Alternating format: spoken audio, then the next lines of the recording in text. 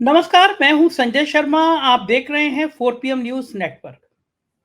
India गठबंधन ने उत्तर प्रदेश में ऐसा दांव चला है, ऐसी बिसात बिछाई है कि प्रधानमंत्री नरेंद्र मोदी तड़प कर रह गए हैं। कोई इस बात पर बात नहीं करेगा कि प्रधानमंत्री नरेंद्र मोदी अपनी सबसे करीबी माने जाने वाली मिनिस्टर स्मृति ईरानी को ऐसे मझधार में छोड़कर कूद कैसे गए, गायब कैसे हो गए। अमेठी में एक बार भी दौरा नहीं किया। और दरअसल यही वो बिसात थी जिस पर राहुल गांधी ने और अखिलेश यादव ने मिलकर ऐसा दांव चला है कि स्मृति ईरानी को पसीना आ गया है। राहुल गांधी के गांधी परिवार के बड़े करीबी रहे।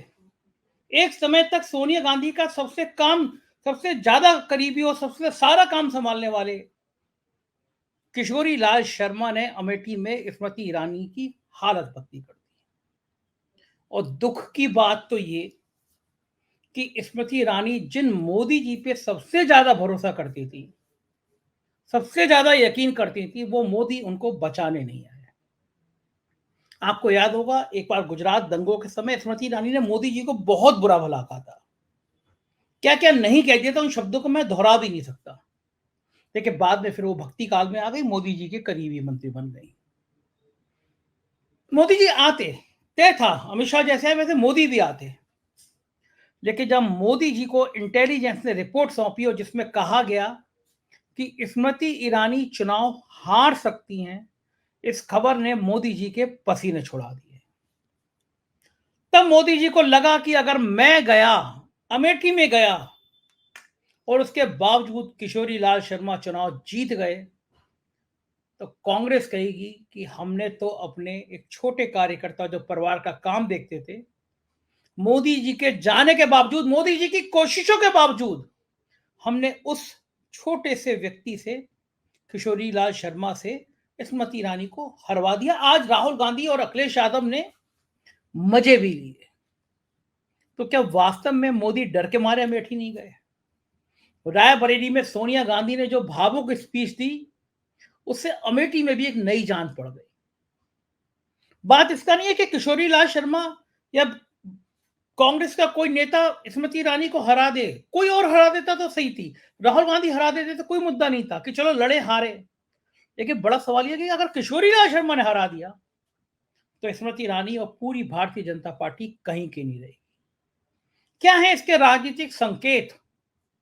क्यों प्रधानमंत्री इतनी हिम्मत नहीं कर पाए? क्या उत्तर प्रदेश के ताजा समीकरणों ने वास्तव में प्रधानमंत्री को बेचैन कर दिया है? क्या भारतीय जनता पार्टी समझ गई कि उत्तर प्रदेश में उसकी नैया डूब गई? क्या भारतीय जनता पार्टी को समझ आ गया कि खेल बिगड़ गया? इन तमाम बातों पे बात करेंगे राशिद जहीर से। राशिद जहीर बहुत बारीक निगाह रखते हैं राजनीति पर, बहुत बारीक पकड़ रखते हैं राजनीति पर, और उनसे बातचीत करेंगे। राशिद जी, आप तो सुबह से अमेठी के कई पत्रकारों को फोन कर रहे थे, रायबरेली के, आपने मुझे बताया कई लोगों से बातचीत हुई। स्मृति ईरानी को ऐसे मजदार में छोड़कर मोदी जी गायब हो गए। आपको उम्मीद थी कि मोदी जी इतनी मुश्किल भरे वक्त में स्मृति ईरानी के लिए आएंगे ही नहीं, प्रचार ही नहीं करेंगे? इसमें कोई दो राय नहीं सर कि मोदी जी को स्मृति ईरानी को बचाने के लिए वहां आना चाहिए था। लेकिन जमीनी हालात जैसा आपने बताए, स्मृति ईरानी के खिलाफ इतने ज्यादा हो गए हैं कि मोदी जी को मालूम है कि उनको कहाँ जाना और कहाँ नहीं जाना। वो कांग्रेस आई ने जो अखबार तो ये कहता अपना प्यादा आगे कर दिया, हम ऐसे शब्द इस्तेमाल नहीं करेंगे। अखबार कहता है कि कांग्रेस ने अपने प्यादे के से ही माध्यम से हरवाने का काम उनको करने के लिए पूरी की पूरी जान लगा दी है। ऐसे समय में मोदी जी को भी आना चाहिए था। अमित शाह आए, तमाम बातें हुई हैं, लेकिन सर मैं एक बात ये कहना चाहता था कि बहुत जमीनी रिपोर्ट खास करके अमेठी की, रायबरेली की, अखिलेश की यादव के कन्नौज की, मतलब बहुत ये लोग पहले ही ले लेते हैं। इनको मालूम होता है कि हमें अपनी कहाँ पे इज्जत बचानी है और कहाँ नहीं बचानी। किसी जमाने में जब कभी कभी इलेक्शन हुआ करते थे तो एक दूसरे का इतना आदर किया करते थे कि एक बड़ा नेता बड़े नेता के सामने आता नहीं था। लेकिन अब एक बड़े नेता को हराने के लिए सारे काम किए जाते हैं। लेकिन जमीन के हालात इस वक्त अमेठी के ये हैं कि वहां स्मृति ईरानी और किशोरी लाल की लड़ाई नहीं है, दो लड़ाइयां हैं वहां पर। एक लड़ाई तो मैं आपको ये बता दूं और अपने दर्शकों को भी बता दूं कि वहां ठाकुर और ब्राह्मण की लड़ाई चल रही है। स्मृति ईरानी पे पूरे अमेठी में एक आरोप है वो ये है कि इनके इर्द गिर्द जितने भी नेता रहते हैं वो ठाकुर समाज के लोग रहते हैं। और मेरे नाम जहन से निकल गया, बातों बातों में आ जाता है, तो एक वो कोऑपरेटिव बैंक के चेयरमैन भी बनवा दिए थे इन्होंने, तो वो भी ठाकुर थे। अब उनको हालांकि मंच से उतार भी दिया था इन्होंने, इनको मालूम पड़ा कि मेरी यहाँ पर मुखालफत है, लेकिन वहां जो 18% ब्राह्मण समाज है जो पश्चाताप की आग में जल रहा है। आज मैं एक शब्दों का इस्तेमाल कर रहा हूँ, उर्मिलेश जी के, बड़े अच्छे पत्रकार, पुराने बुजुर्ग हैं, वो वहां मौजूद थे और कह रहे मैं पहली बार आया हूं और मुझे लोगों ने बताया कि अमेठी पश्चाताप की आग में जल रहा है। छोटी सी नाराजगी वाकई जरूर थी 2-3 दिन के राहुल गांधी नहीं आए, लेकिन राहुल गांधी ने जिस तरह से बात कही कि मैं छोड़ूंगा नहीं अमेठी को, और तमाम उन्होंने जितने भी वहां पर उपक्रम लगाए गए थे और मोदी जी ने उसमें क्या क्या काम किया है उसके बारे में सर बताया उन्होंने कि मैं वादा करता हूं ये चीजें लगेंगी। और अखिलेश यादव ने आकर तो वहां पर ये समझ लीजिए कि सोने पे सुहागा, और वो भीड़, वो जो दोनों इकट्ठे हुए हैं वहां पर, तमाम जो लोग इकट्ठे हुए रायबरेली, ये समझ लीजिए कि ये पूरा का पूरा एरिया इंदिरा गांधी के या राजीव गांधी के समय का सा दिखाई देने लगा। तो मैं आपसे वो बात बता रहा था कि 18% यहाँ ब्राह्मण और 20% यहाँ मुस्लिम और 8% या दलित, ये वोट बैंक तो बिल्कुल ये समझ लीजिए बैंक में रखा हुआ है। और सबसे बड़ी बात जो है कि वहां पर आम जन, तमाम पॉकेट्स का एक आदमी ये तय कर चुका कि स्मृति ईरानी के व्यवहार और इनके इर्द गिर्द जो लोग हैं क्षत्रिय समाज के, 12% क्षत्रिय भी हैं वहां, वो जिस प्रकार का व्यवहार करते हैं, स्मृति ईरानी के मुखालफत में ही कैसी हवा बह रही है सर वहां। आप तो वहां जाते हैं, मुझसे ज्यादा जानकारी आपको है, लेकिन मैं जो जितना लोगों से अपने सुनता हूँ, बात करता हूँ, तो पता ही चलता है कि जमीन पर उनके वाक्यों से, उनके वाक्पुट से, उनके अंदाज से, तमाम चीजों से एक उलझन सी हो जाती है कभी कभी। अमेठी में तो आप यकीन मानिए एक उलझन सी है स्मृति ईरानी के लिए, और ये उलझन समझ चुके हैं मोदी जी, इसी वजह से वो स्मृति ईरानी के पास नहीं आए। और वहां एक समीकरण ऐसा बन चुका है कि भारतीय जनता पार्टी के अमित शाह ये कह रहे हैं कि 2 सीटें जिता दो, 400 सीटें का बड़ा बताइए, इनके सर पे इतना चल रहा है ये काम। लेकिन मोदी जी समझ गए स्मृति ईरानी बड़ी परेशानी में है, उन्होंने उसे भी लिया है, वो पांडे जी जो थे जिनके बारे में आज अखिलेश यादव ने कुछ कहा है, मनोज विधायक पांडे। जो थे, हाँ, उनको भी लाया गया है। लेकिन बहरहाल उस भीड़ को देख लीजिए और दूसरी तरफ देख लीजिए राहुल गांधी और सोनिया गांधी जो वहां थे, हालांकि एक विधानसभा सीट इधर भी आती है, इसको अलग अलग नहीं माना जा सकता, 50-55 किलोमीटर। तो उन्होंने कहा ना अमेठी को छोड़ा था ना छोड़ूंगा, ये राहुल गांधी के शब्द हैं। तो अमेठी के जो शब्द लोगों के अंदर एक ऐसा सराबोर मामला हो चुका, देश का बड़ा मीडिया वहां मौजूद था, और स्मृति ईरानी को लोग देख रहे हैं कि अब ये इलेक्शन होने वाला परसों, उनके होश किसने गाजले हैं, ये आम शब्द बता रहा हूं मैं आपको, वो तो पता चल जाएगा। और वोटिंग परसेंटेज भी देख लीजिएगा क्या जाएगा, शायद ये वोटिंग परसेंटेज भी जो पिछले दिनों गया है उससे कहीं ज्यादा जाने वाला। जी आपने राशिद भाई जो बताई वहाँ की हालात, मैं गया था अमेठी और हमारी टीम के रिपोर्टर क्षितिज कांत पिछले 10 दिनों से लगातार अमेठी में ही हैं। हमारे जितने दर्शक हैं हम रोज अमेठी की रिपोर्ट्स दिखा रहे हैं। उन्होंने एक नई चौंकाने वाली बात बताई। कांग्रेस के एक्स एमएलसी हैं वहाँ पे दीपक सिंह, बड़ा जी अच्छा जी, बहुत व्यवहार कुशल नेता है और एमएलसी उनके थे खिलाफ सरकार मुकदमा वगैरह भी हो गया। में। स्मृति ईरानी के इशारे पर उनका आरोप है ये कि स्मृति ईरानी के इशारे पर उनके खिलाफ मुकदमा हो गया गंभीर धाराओं में। उसके खिलाफ हजारों लोगों ने सोशल मीडिया पे लिखना शुरू कर दिया कि बाहर की आई हुई नेता, ये हमारा लोकल मोहल्ले का बच्चा इतनी कम उम्र में ब्लॉक प्रमुख बन गया था, इतनी कम उम्र में एमएलसी बन गया था, बोले हमारे घर का बालक, ठाकुर बालक, और इस पे मुकदमा दर्ज करा दिया। तो सबसे बड़ी बात ये होगी राशिद भाई कि चूंकि गुजरात में रूपाला के बयान के बाद ठाकुर वैसे भी नाराज है उत्तर प्रदेश में, तो करणी सेना के अध्यक्ष आ गए राजस्थान से। जी जी जी। आज मेरे वीडियो क्षितिज ने भेजे हैं, वो गांव गांव जा रहे हैं करणी सेना के लोग पगड़ी वगड़ी पहन के बढ़िया सी, और ठाकुरों में कसम खिला रहे हैं कि ये हमारा बच्चा है दीपक सिंह, इससे मुकदमा हुआ। ठाकुरों का पूरे देश में यह हाल किया भाजपा ने, कसम खाओ कि बीजेपी को वोट नहीं करेंगे। और क्षितिज बता रहा था कि ठाकुरों के गांव में ऐसा सीन पलटा है करणी सेना के आने के बाद कि ठाकुरों का आधे से ज्यादा मत, बकौल क्षितिज वो कह रहा था जी बड़ा बहुमत 60-70% तो इस बार केएल शर्मा, किशोरीलाल शर्मा के पक्ष में जाता हुआ नजर आ रहा है। तो आप सोचो कि ऐसा ना हो कि एक तो हार होती है और एक ऐतिहासिक हार होती है। अगर 4-5 किशोरी, लाख की बताइए सर, 4-5 लाख से जिताने का आह्वान भी किया है राहुल गांधी ने, सही कह रहे हैं आप। अब मुझे बताओ कि अगर राशिद, अगर ये हार 1 लाख से ज्यादा की हो गई, किशोरी लाल शर्मा ने 1 लाख से ज्यादा से हरा दिया स्मृति ईरानी को, तो स्मृति ईरानी की राजनीति में बचेगा फिर क्या? क्या लगता है आपको? इसके बारे में तो सर फलूदी जो सट्टा बाजार है उसने भी क्लियर कर दिया है आज, हालांकि उस पर रिपोर्ट आ रही है। मैं आपको एक बात और बताना चाहता था सर कि ये ठाकुर समाज के बारे में जो आप कह रहे हैं, हमने भी रिपोर्ट बनाई थी 4-5 रोज पहले जब मुकदमा हुआ था, उससे पहले कार्यालय के बाहर भी हमला हुआ है। ये इस प्रकार के काम करने लगे हैं जिस तरह से यहाँ पर उत्तर प्रदेश के मुजफ्फरनगर में संजीव बालियान मुकदमा कराने लगे थे ठाकुर हाँ समाज के लोगों। हाँ हाँ। तो ये आलम है, वो दीपक सिंह के घमंड में भी खबर बनाई 4-5 रोज पहले मुकद इसकी एक कह सकते हैं ना उलझन में स्मृति ईरानी ने अपने जहन का जो एक संतुलन है वो कैसे खोया, वो मैं आपको बताना चाहता हूँ। अभी क्या हुआ है, 5-6 रोज पहले वहां पे जो मैं बता रहा हूँ ना कि वो बाप बेटे हैं जिन्होंने कोऑपरेटिव बैंक का जो वही बना दिया है, उनको स्मृति ईरानी ने ये बताने के लिए कि देखिए मैं ठाकुर समाज से घिरी हुई नहीं हूं, उनको मन से उतार दिया। अब वो भी अच्छे जो कोऑपरेटिव बैंक है, हालांकि उसमें स्मृति ईरानी का ही रोल था, उसमें पहले भी मुखालफत हुई थी कि एक आदमी को निर्विरोध चुनवा दिया आपने, आप तो यहाँ के बिल्कुल ही ऐसे समझ रही हैं कि पूरा का पूरा आपका राज्य चल रहा है। तो अमेठी के अंदर सर एक ये बात भी आ चुकी है कि यार इन्होंने जब उनको लगा कि ठाकुरों की वजह से ब्राह्मण नाराज हो रहे हैं, ठाकुर बंदे को बाप बेटों को एक साथ मंच से उतार दिया, तो इसकी भी बड़ी नाराजगी देखी गई है। और सबसे बड़ा जो फैक्टर है सर, एक बात मैं और बता दूं आपको, मैं रायबरेली के बारे में बताऊंगा लेकिन पहले अमेठी के बारे में बता दूं कि वहां जो दलित समाज है वो पूरी तरीके से, ये 34% एक ऐसा तबका है, इसमें ओबीसी भी आता है, अति पिछड़ा भी आता है, इसमें से एक बड़ा तबका थोड़ा सा स्मृति ईरानी को पिछले इलेक्शन में मिला था, उसमें अति पिछड़ा और ये दलित समाज, इसके अंदर इतना तकड़ा डेंट लगा है, इतना तकड़ा डेंट लगा है कि स्मृति ईरानी का जो बेस वोट था ना, जो 2014 में भी मिला था कुछ उन्हें, वो भी खिसक गया उनसे। और राहुल गांधी की और पूरे प्रियंका गांधी 10 दिन का जो है वहां पर पड़ी डालने का प्रोग्राम है। और किशोरी की जहां तक आप बात कर रहे हैं, इसमें कोई दो राय नहीं, हर एक आदमी इस बात को जान चुका है, हर एक पत्रकार इसको बता चुका है, गली मोहल्ले में नाम से पुकारता है वो बंदा हर आदमी को।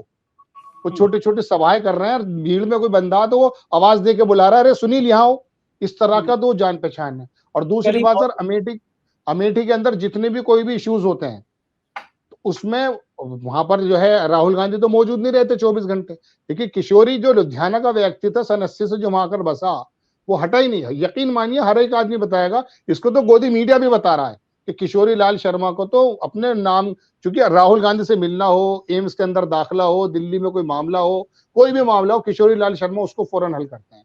तो एक बात मैं बड़ी बात तो नहीं कहना चाह रहा, राहुल गांधी का तो ओरा था, लेकिन आप यकीन मानिए किशोरी लाल शर्मा भी किसी से कम नहीं है हमारे इलेक्शन में।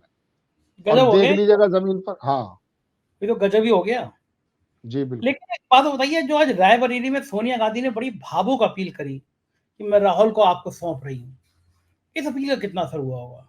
सर अपील का तो शोर देखिए, उसमें क्या है, उसमें जो शोर मचा है लोगों का, और वहां जो लोग हैं, भीड़ इकट्ठी थी, वहां मैं देख रहा था कि इतनी जबरदस्त भीड़ है। और वहां सोनिया गांधी जब आई हैं तो उन्होंने तो वाकई आकर के, बल्कि कुछ लोग उनके आने पे तो उलझन में पैदा हो गए। एक प्रवक्ता से पूछ रहे थे कांग्रेस से एक पत्रकार, अरे सोनिया जी पहुंच गई, वो सिर्फ राहुल की माँ है या वो तो सारी कांग्रेस की माँ होनी चाहिए? अब एक बीमार महिला, 77 साल की उनकी उम्र है, और वो वहां के सांसद भी हैं। नॉर्मली एक पिछला जो मौजूदा सांसद है, अगर वो दूसरा सांसद भी लड़ रहा होता, उस सांसद की जिम्मेदारी होती है मंच पे आना, और वैसे तो उनके बेटे हैं वो। तो वहां पर तो सोनिया गांधी ने जो कहा कि मैं सौंप रही हूँ, वाकई देखिए एक बात और बताऊं संजय सर, हकीकत बात यह है, हम किसी की मोहब्बत में सराबोर नहीं है, लेकिन मैं शुरू से एक बात कहता हूं, आप इंदिरा गांधी जी का यूट्यूब पे पुराना वीडियो देखें, उनकी आवाज सुने, आप सोनिया गांधी की आवाज सुने, आप प्रियंका गांधी की आवाज सुने, राहुल गांधी की आवाज सुने, आप यकीन मानिए इनकी बातों से छलकती है इनकी अमीरी, इनके इनकी परवरिश, इनका परिवेश, इतनी सौम्यता है। जब सोनिया गांधी ने कहा कि मैं अपना बेटा आपको सौंप रही हूँ, राहुल आपको सौंप रही हूँ, तो यकीन मानिए लोगों के अंदर एक ऐसा, वहां तो मसला ही नहीं है, वहां 4.5 लाख पास ही है सर। और भारतीय जनता पार्टी ने रायबरेली की जमीन को हल्का करने के लिए वहां जिला अध्यक्ष पासी और तमाम लोगों को वहां जो बांट रखे हैं, बासी में बांट रखे हैं। लेकिन दलित समाज ने तमाम ये तय कर लिया है इस समय रायबरेली के अंदर कि 2027 में देखेंगे बहन जी को तो। लेकिन यहाँ तो राहुल गांधी और कांग्रेस के नाम पर अमेठी में भी एक लाम बंद हो गए।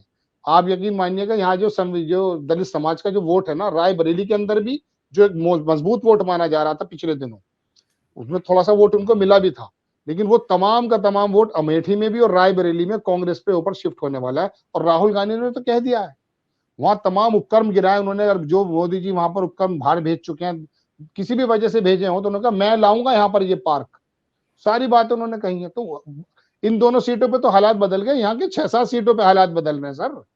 ये तो 2 सीटों की बात कर रहे हैं, इनको मालूम ही नहीं कि इनकी जमीन कहां से चली गई है।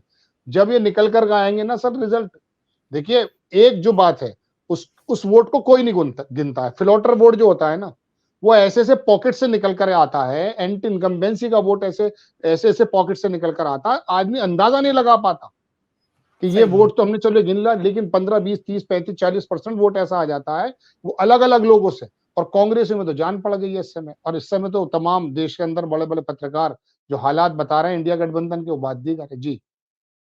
लेकिन एक बात और मैं पूछना चाहूंगा कि एक तरफ सोनिया गांधी की भावुकता वाली अपील, बड़ी अटैच वाली स्पीच, और एक तरफ प्रधानमंत्री का अहंकार वाली स्पीच, दीदी ओ दीदी,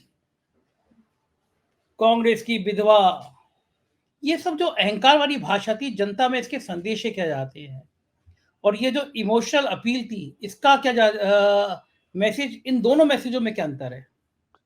संजय सर, जमीन पे जो हम हालात देखते हैं, सच बात तो यह है कि मोदी जी के तमाम जुमले और भाषण से हकीकत में लोग बोर हो गए। इस बात का अंदाजा इस बात से भी लगा लीजिए कि दर्जनों उनकी ऐसी रैली हैं जहां लोग नहीं है। तो अब रही बात, सोनिया गांधी तो इक्का दुक्का बोलती हैं। ऐसे समय में कम बोलने वाला व्यक्ति और कैसी भावुक अपील कर रहा है एक आदमी, वो जिसको देश का सारा बड़ा मीडिया 24 घंटे सर पे बिठाए रखता है। ये तो टीवी में आ चुकी ना, स्क्रॉल ने छापी है, न्यूज क्लिक ने छापी है कि मोदी जी के आते के साथ ही लोग जो है अपना चैनल बदल देते हैं।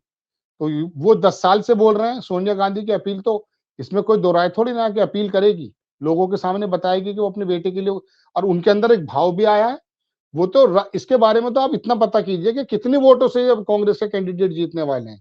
ये जमीन तो यकीन मानिए आसपास की भी नम कर गए। और अखिलेश यादव जब आए हैं तो उन्होंने तो बाकायदा समाजवादियों को एड्रेस करके कहा है, और इसमें कोई दो राय नहीं है कि अमेठी हो या रायबरेली, वहां समाजवादी 7-8% तो ज्यादा उनका वैसे भी कार्यकर्ता जमीन पर उनका जो है एक वजूद है। तो उन्होंने कहा कि मैं अपने लोगों से कहना चाहता हूं जी।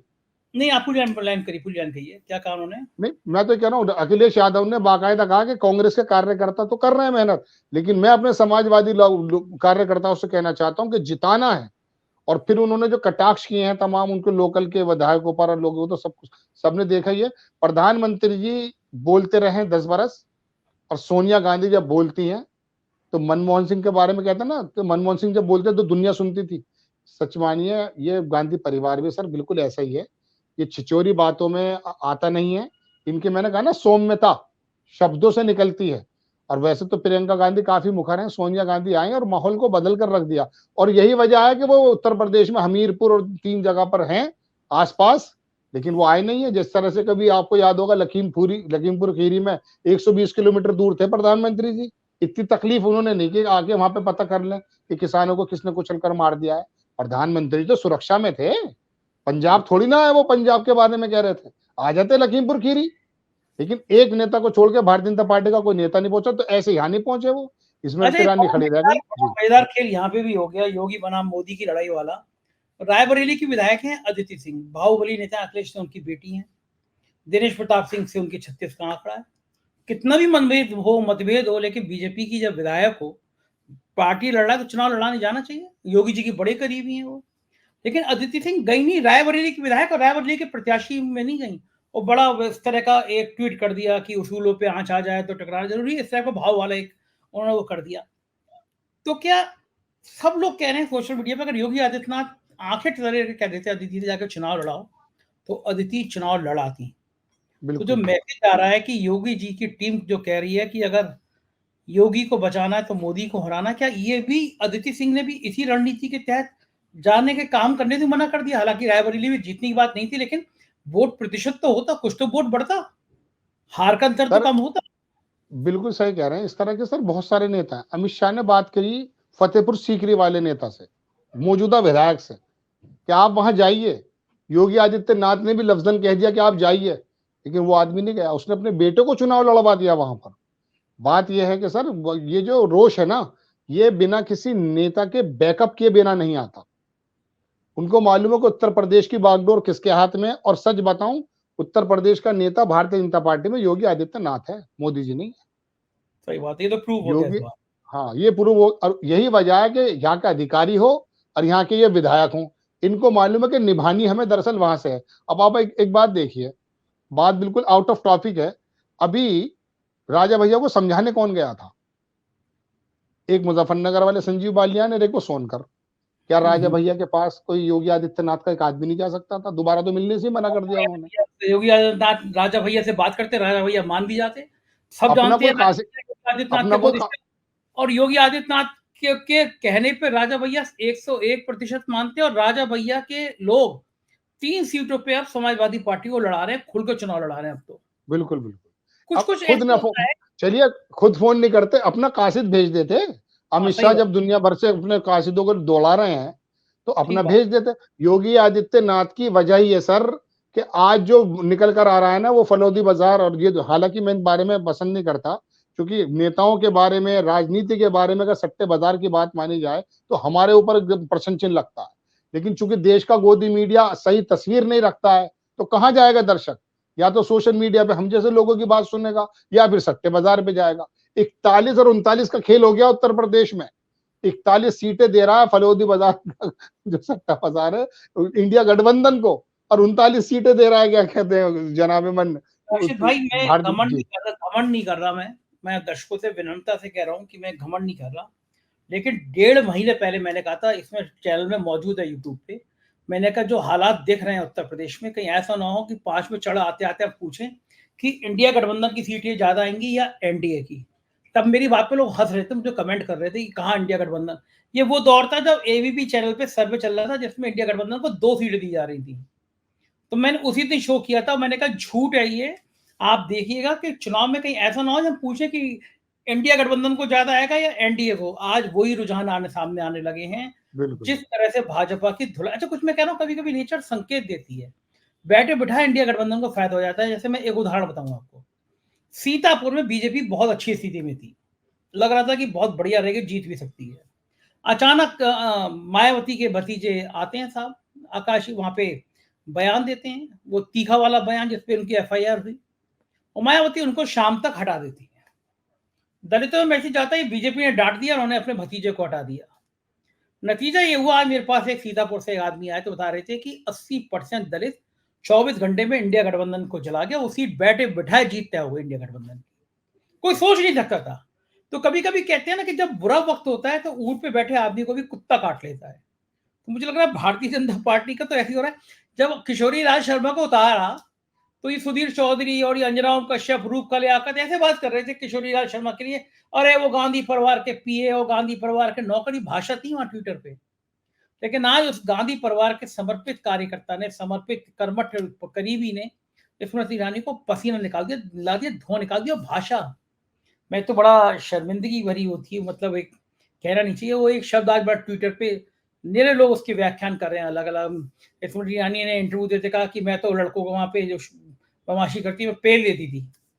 तो उत्तर प्रदेश में थोड़ा ये शब्द थोड़ा अच्छा सा नहीं माना जाता कि मैं पेल देती थी, मतलब वो मैं मारती थी, पीटती थी। तो स्मृति ईरानी तो स्मृति ईरानी है। अखिलेश यादव की तो बॉडी लैंग्वेज बदल गई है। आज अखिलेश यादव ने जिस जोश से कहा कि वो जो सरेंडर वाली नेता थी वो खुद सरेंडर हो गई हैं। अमेठी में मैं गया राशिद, मुझसे मैं अमेठी से ज्यादा किसी गांव में नहीं, शहर में नहीं गया हूँ पिछले 1 सालों में। दर्जनों स्टोरी करी, अमेठी रुका हूँ, गाँव में बहुत घूमा, मैं देखना चाहता था सीन क्या चल रहा है। यकीन मानिए वो बुरा हाल चल रहा है अमेठी में 1 साल से। स्मृति ईरानी को पता ही नहीं था, एक चलता भरता अस्पताल केवल संजय गांधी के नाम पे था, एक व्यक्ति की मौत हो गई, किस अस्पताल में मौत नहीं होती, अस्पताल बंद करा दिया, महीनों आंदोलन चला। मैं गया उस अस्पताल में कवर करने के लिए, मेरे पास भीड़ जुट गई कि साहब इस लेवल का अस्पताल लखनऊ में नहीं है, हजारों आदमी वहां पे इलाज कराने आ रहा है, स्मृति ईरानी बंद करा दिया। हालांकि इतना बड़ा आंदोलन हो गया, फिर वो कोर्ट वोट फिर बाद में खोलना पड़ गया, लेकिन उस इलाके के सारे बोटों में स्मृति ईरानी साफ हो गई। ये घमंड किसी का रहता नहीं है। वो आपको वो याद होगा, मुझे मैंने तो सुनी है, गजल बड़ी अच्छी लगती है, अभी तो आए हो नए नए, ये दौलत नई नई है। आप सुनाइए ना लाइन, आपको तो याद होगी। क्या है वो शेर, याद है आपको? हाँ जी, वो लहजे के बारे में है सर, वो तुम्हारी दौलत नहीं है, अंजुम क्या है? रहबर का शेर है वो। मुझे क्या सुनाई? एग्जैक्टली तो याद नहीं है वो सर, लेकिन मैं आपकी एक बात से मुझे बात याद आई दूसरी, वो मैं आपसे कहना चाहता था। आपने कहा कि गोदी मीडिया और स्मृति ईरानी की दो बात याद है। स्मृति ईरानी के करीब इतने लोग आ गए और दिमाग में इतनी गलतफहमी आई एक पत्रकार की नौकरी भी खा गई और इस भाषा तरह से वाले की बोलने लगी। सवाल जी, पूछा था, जी, जी। पलट के कहा तो तुम्हारे मालिक को बताओ, उनका मालिक का तुम्हा नंबर भी फोन, ये तुम्हारा नाम क्या तो है? जब आदमी आदमी के करीब ये हो जाता है ना सर, तो उसे देख नहीं पाता। सपोज़ कीजिए हम इस तरह से देखते हैं, यही चीज़ हमारी आँख के पास रख दी जाए, तो हमें नज़र नहीं आएगा। एक शायर ने शेर कहा इस बारे में सर, कि हर हँसी मंज़र से यारो दूरियाँ कायम रखो। हर हँसी मंज़र से यारो दूरियाँ कायम रखो, चाँद गर धरती पे उतर आया तो देख के डर जाओगे। बात तो इन बिल्कुल सही। लोग स्मृति ईरानी ने अपने इर्द-गिर्द ये जो मैंने बताया ना, इस तरह का ऑरा बना लिया था कि इनकी समझ में नहीं आया कि ज़मीन पे चल क्या रहा है। अब देख के डरना पड़ रहा है। दूसरी बात सर, आपने कहा कि वो सुधीर चौधरी ये सब लोग, हम भी प्रोग्राम कर रहे थे सर 4 पीएम पे, पूरा देश चीख रहा था कि राहुल गांधी आ गए। बल्कि जयराम रमेश ने एएनआई को बाइट दे दी और राहुल गांधी के नाम से खरीद लिया गया पर्चा। मुझसे हमारी साथी एंकर जो है प्रियंका बात कर रही थी कि वहां पर क्या होगा क्या नहीं होगा। इस गोदी मीडिया को किशोरी लाल शर्मा के आने से सबसे ज्यादा तकलीफ हुई, क्योंकि एक प्लानिंग बन चुकी थी राहुल गांधी को घेरने की। राहुल गांधी को घेरने की सारा मीडिया आता, स्मृति ईरानी वर्ल्ड स्टार बन जाती, रोजाना वहां पर दुनिया के अखबारात उनके बारे में छापते। ये काम राहुल गांधी ने छीन लिया। हमारे साथी जो एंकर हैं प्रियंका, उन्होंने मुझसे पूछा कि ऐसे से हो चुका। मैंने जी मेरी बात सुन लीजिए, मैं तो बहुत छोटा सा आदमी हूँ, लेकिन मैं बताना चाहता हूँ, उन्होंने पर्चा खरीद लिया और जयराम रमेश ने कह भी दिया। लेकिन मेरा तजुर्बा यह है कि राहुल गांधी के अंदर जरा सी भी समझ है, कांग्रेस के अंदर जरा सी भी राजनीति जिंदा, तो राहुल गांधी लड़ेंगे नहीं। प्रियंका जी मुझसे बोली कि नहीं राशिद जी वो तो हो चुका है, क्योंकि हमारा अब वो सारे ही पत्रकार हमारे यहाँ भी ये बात चल रही थी। मैंने कहा बिल्कुल पर्चा खरीदा जा चुका है, लेकिन मेरा यकीन यह है कि राहुल गांधी लड़ेंगे नहीं। कह रहे वहां तो सब कुछ हो गया था, वहां तो जो है बैनर्स लग गए। तो बात यह है कि ये गोदी मीडिया को, किशोरी लाल जो आपने कहा ना, इससे सबसे ज्यादा परेशानी ये थी कि राहुल गांधी जब स्मृति ईरानी के सामने आ जाते, तो एक तो मोदी के सामने वाला कद, मोदी के बराबर से बड़ा कद या बराबर का कद स्मृति ईरानी के सामने खड़ा हो जाता आकर। और रोजाना रात को ये यही काम करते। इनके सारे जितने भी नोएडा के, अब तो लोग कहते हैं, मैं तो नहीं कह रहा हूँ, बागड़ बिल्ले वहां पहुंचते और अपनी ओबी बैन को लेकर के यही काम कर रहे होते और स्मृति ईरानी को रोजाना। लेकिन राहुल गांधी इस बात को समझ चुके थे कि हमें किस काम को क्या कराना है। और आप यकीन मानिए, ये स्मृति ईरानी पर मुसीबत नहीं डली, बड़ी मुसीबत डली है भारतीय जनता पार्टी के थिंक टैंक को और गोदी मीडिया के ऑफिसेज में कि राहुल गांधी रायबरेली चले गए। बिल्कुल और सही बात है। रायबरेली तो वो स्मृति ईरानी परेशान हो गई, क्योंकि वो सपोर्ट मिलता, फिर उनको सारे नेता आते। तो बहरहाल वो तो, और किशोरी लाल शर्मा सर मान लीजिए वो हरा देंगे उनको, ये हमें जहां तक उम्मीद लग रही है, क्योंकि अब ज्यादा समय बचा नहीं है, परसों की बात है।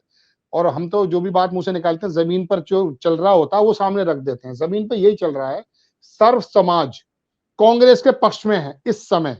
इस और मैं समय 2 है। सीटें नहीं, मैं तो कई सारी सीटों की समीकरण बनाए बैठा था, लेकिन ये 2 सीटें तो यकीन मानिए कि राहुल गांधी के परिवार पर आने वाली हैं। अमित शाह कितना भी कहते रहे, लेकिन यहाँ तो स्मृति, अच्छा एक बात और भी है, स्मृति ईरानी से इतनी प्रकाश ज्यादा है बनिस्बत वहां रायबरेली के। रायबरेली में कैंडिडेट को लेकर इतनी ज्यादा उलझन नहीं है, वहां तो राहुल गांधी का, गांधी परिवार का प्यार है। हाँ, एक तरफा चुनाव। यहाँ वो जो है, स्मृति ईरानी से उलझन है। वहाँ मुझे मैंने निकाल लिया इतनी देर में, शेर जो मैं आपको पढ़ रहा था उसमें है, खामोश लब है, खामोश लब है, झुकी हैं पलके, दिलों में उल्फत नई नई है, अभी तकल्लुफ है गुफ्तगू में, अभी मोहब्बत नई नई है, जो खानदानी रईस हैं, ये मैं उनको सुनाना चाह रहा हूँ, दीदी ओ दीदी, कांग्रेस की विधवा, उनके लिए है, जो खानदानी रईस हैं वो मिजाज रखते हैं नर्म अपना, जो खानदानी रईस हैं वो मिजाज रखते हैं नर्म अपना, तुम्हारा लहजा बता रहा है तुम्हारी दौलत नई नई है, जरा सा कुदरत ने क्या नवाजा, जरा सा कुदरत ने क्या नवाजा, आके बैठे हो पहली ही सफ में, अभी से उड़ने लगे हवा में, अभी तो शोहरत नई नई है। वो गांधी परिवार, वो नेहरू परिवार, जिसने इस देश के लिए क्या क्या कुर्बानी दी और क्या क्या किया, उसके लिए इस तरह की भाषा बोलना, इंदिरा गांधी के लिए बोलना, प्रियंका गांधी के लिए बोलना, तो मुझे लगता है ये अहंकार शायद एक नई कहानी लिखने जा रहा है। आखिरी सवाल, क्या वास्तव में ये घमंड का सीन है जो उत्तर प्रदेश में दिखाई दे रहा है? संजय सर एक बात मैं कहना चाहता था, वो ये है कि 1 घंटे का काम था राहुल गांधी को प्रधानमंत्री बनाना सोनिया गांधी के लिए। बिल्कुल सहमत हूं, बिल्कुल और सहमत। यही वो राहुल गांधी है कि जिसने अपनी मम्मी से ये कहा 24 घंटे में दे रहा हूं, आप प्रधानमंत्री नहीं बनेंगे। और यही वो राहुल गांधी है जिसने अब भी कहा कि मैं प्रधानमंत्री पद का दावेदार नहीं हूं। ठीक ये बात। 50 बरस से हुकूमत करते आ रहे थे। और छोड़ दीजिए इस बात को, मैं एक बात एक और बताना चाहता हूं सर। पंडित नेहरू जो थे ना, वो किसी, आपको मालूम है कि वो पढ़ते थे इंग्लैंड में, वहां का जो प्रिंस का बेटा था वो भी पढ़ता था साथ। उसने अपने वालिद से कहा, मोतीलाल नेहरू से, कि ये अपनी अमीरी मुझे बहुत दिखाता है। उन्होंने कहा बर्थडे पे बुला लेना इसको। तो जब बर्थडे पे बुलाया तो इनका पूरा का पूरा एक्चुअली प्रोग्राम सही होता। तो मोतीलाल नेहरू ने जब प्रोग्राम किया, जिसमें सूट में प्रिंस थे, 100 वहां पर वेटर उस सूट में थे। ये मेरे टीचर थे ज्ञान प्रकाश शर्मा, वो इलाहाबाद से थे, उन्होंने मुझे ये बात बताई। इलाहाबाद की गलियों के अंदर उनके खानदान के किस्से चलते हैं, सही और बात। आपके किस्से गुजरात से जो है ना वहां चलते हैं, और अमेरिका कहता है कि हम आपको वीजा नहीं दे रहे। बिल्कुल हल्का आदमी होता है ना, वो तो दूसरा ही होता है, उसके तो मसला ही अलग है। अभी तो वो तो शोहरत नहीं है, अभी तो बिल्कुल शोहरत बिल्कुल वही। नहीं। तो चलिए, राहुल बहुत बहुत गांधी का तो शुक्रिया परिवार है जी। बताया राशिद जी, बात करके बहुत बहुत धन्यवाद, आभार आपका। राशिद जी थे और हम लोग चर्चा कर रहे थे अमेठी और रायबरेली पे। सच में शोहरत नहीं और घमंड नहीं करना चाहिए, कभी भी नहीं करना चाहिए। हम लोगों की भाषा में कहा जाता है कि घमंड रावण का भी नहीं रहा। कम से कम स्मृति अब घमंड ईरानी का अमेठी, राहुल गांधी का अमेठी, अब इस घमंड को तोड़ने की शायद एक नई परिभाषा लिखने जा रहा है। कैसी लगी बातचीत बताइएगा जरूर। बने रहिएगा हमारे साथ, चैनल को ज्वाइन कीजिएगा, सब्सक्राइब करिएगा। शुक्रिया, थैंक यू।